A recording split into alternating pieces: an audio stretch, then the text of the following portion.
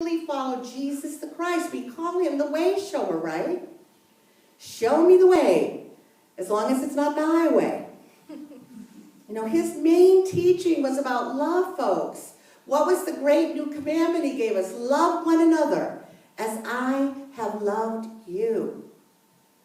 That was the one and only commandment he gave to us. You know, the two great commandments we teach, they come from the Old Testament. He said, this is the new commandment. Love one another as I have loved you. Will you join me in Lent? Hey, you guys. No, I'm not talking. This is me now. Will you join me? Sure. Okay, I'm going to hold you to it. Raise your hand. Now, recently I received a chain letter that stated that I would be in dire circumstances, right, if I didn't send this on to 10 more people. Do you ever get those? Yes. Said I would have horrible things happen to me, just awful, if I didn't pass on this chain letter. Well, I didn't send on the chain letter. I never do. Don't bother sending them to me, you guys. Okay? And here I still am. You know, I'd rather make my life a living chain letter, like that letter that Marcel wrote. Repeating, I love you, I love you, I love you, I love you, over and over and over again. Let's pass that on. I'd rather make my life the link in the chain that can make a difference in the life of everyone that I meet. That means loving everybody in my life, not just the select few who are easy to love. We've talked about that, right? Jesus taught on that. It's easy to love those who love you. Love your enemy. These teachings are not easy, folks. If they were, we'd all be doing it. One of the best kept secrets in life is that it's much easier to love everyone than to hate some. Did you know that?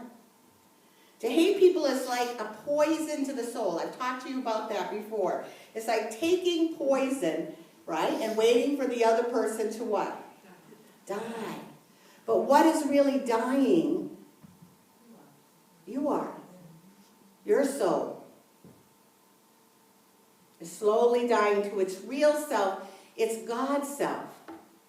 I forget who God is. I forget who I am when I'm not loving. Remember the scripture, he who does not love does not know God. Does not know yourself, your God's self. Love is the power of the universe. It is the power of new life.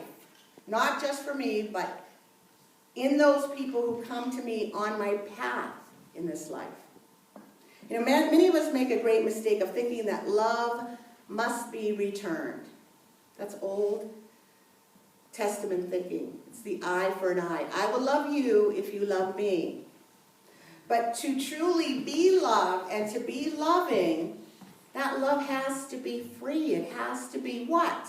What do we always hear in church? Well, how is love supposed to be? Unconditional. Oh, you know it. Unconditional. With no ties attached. To be love is to love with open arms. To love all who cross my path and not expect anything in return.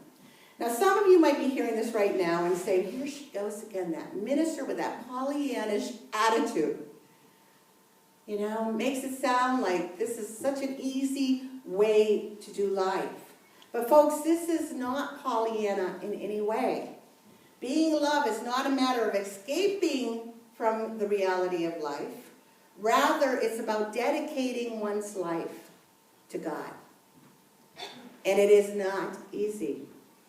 This morning, as usual, I was on Facebook first thing, and there's this Unity minister, God love him, and may I try too, who has a blog where he writes almost every day. This, Arlene knows it, this incredible negative energy against the Unity movement. So I read it, and I find myself talking to the screen. So what's going to be my challenge during Lent? To love this guy. Do you have anybody like that in your life? Sure. You know, so many of us have loved also from the basis of lack. What do I mean by this? Well, number one, if I'm loving from lack, I have the idea that I lack something, that somehow I'm incomplete. Number 2, I'm searching in my life for love because I need something to compensate for that lack. And I think only by looking outside of myself am I going to find that person that's going to make me complete. You know, your other half. Have you heard about this? I know, that doesn't affect me, BJ. I want somebody to love.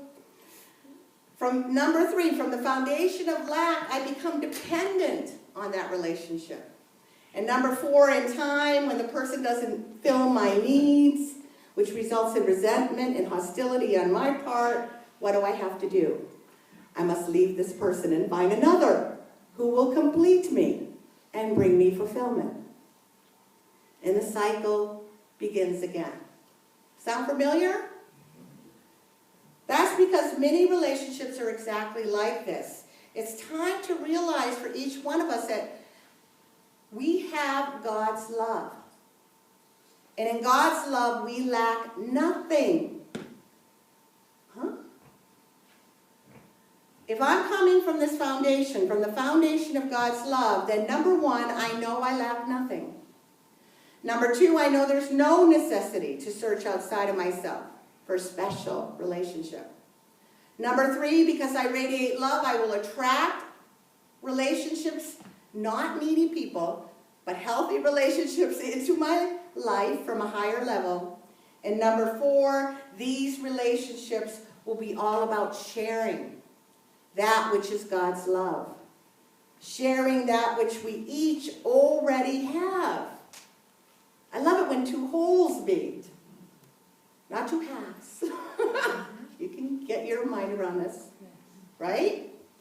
This is about rising to a new level of loving, not really wanting anything from anyone else, just finding the joy and sharing your beautiful God self. Holding hands in spirituality, standing up for the very best in each other. Because folks, if I'm unwilling to love the expression of life called human, what do I mean by that? If I'm unwilling to love the expression of life called human, you and me, that I've already seen with my own eyes, how am I going to love the source we call God that I haven't seen with my physical eyes? Some people say, I love God, but it's people I can't stand. Remember that Peanut strip with Lucy? She said that to Charlie Brown. But how can we love music and not the harmony? How can we love the morning but not the day? Each individual is an inlet and an outlet for the complete love of God. And a big part of this new way of loving, folks, is being love in the world, is that I can't possibly love anyone or anything unless I first love myself. Going back to the daily word that Joseph was saying, that love has to be able to flow through me. It's like a hose. If I'm going to love, I have to let that love flow and pour through me. It has to get through me to get to you. And that love is not going to pour through me if I'm standing here saying, I look tired. I don't like the way my hair is today. I'm no good today. How can I effectively love you when I'm hating on me? How does that work? Doesn't work. So next time somebody comes up to you and they're hating on themselves, they're saying something negative, you just say to them, you're not loving me. Get it? You're not loving me. They can't love you if they don't love them. Confront them. Not about, oh, you poor thing. You know, let me help you feel better about yourself. It's time to, what did Carol yell out earlier? What's our purpose in life? You didn't need a purpose talk. Our purpose in life is to wake up. So love gives all, but it also demands all. Love is the toughest taskmaster and the hardest discipline in the universe. This is not about being sugary sweet. It's loving to say to a person, wake up, and not join them in their unconsciousness. Pollyannish? I think not. And why is it so tough? Because I have this baggage, and you have this baggage that we carry right behind the eyes and what we call the human brain.